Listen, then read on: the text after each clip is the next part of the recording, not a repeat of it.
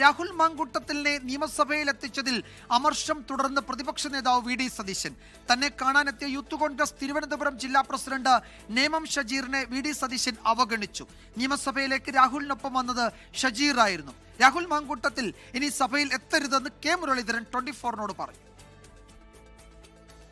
കോൺഗ്രസിൽ നിന്ന് സസ്പെൻഡ് ചെയ്യപ്പെട്ട രാഹുൽ മാങ്കൂട്ടത്തിന് സംരക്ഷണ കവചമൊരുക്കി നിയമസഭയിലേക്ക് എത്തിച്ച നേമം ഷജീറിനെതിരെ കോൺഗ്രസ് നേതൃത്വത്തിന് നിരവധി പരാതികൾ ലഭിച്ചിട്ടുണ്ട്.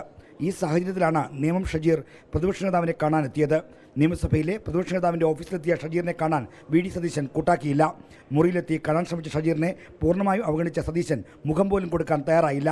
പിന്നാലെ ചെന്ന് കാണാൻ ശ്രമിച്ചപ്പോഴും ഇതുതന്നെയായിരുന്നു സ്ഥിതി. രാഹുൽ മാങ്കൂട്ടത്തിൽ ഇനി നിയമസഭയിൽ എത്തരുതെന്നാണ് കോൺഗ്രസിനുള്ളിലെ പൊതുവികാരം. രാഹുൽ മാങ്കൂട്ടത്തിൽ സഭയിൽ വന്നതുകൊണ്ട് ഒന്നും സംഭവിച്ചിട്ടൊന്നുമില്ല. പക്ഷേ അദ്ദേഹം ഇനി സഭയിൽ നിന്ന് മാറി നിൽക്കുന്നതാണ് നല്ലതെന്നാണ് എൻ്റെ അഭിപ്രായം.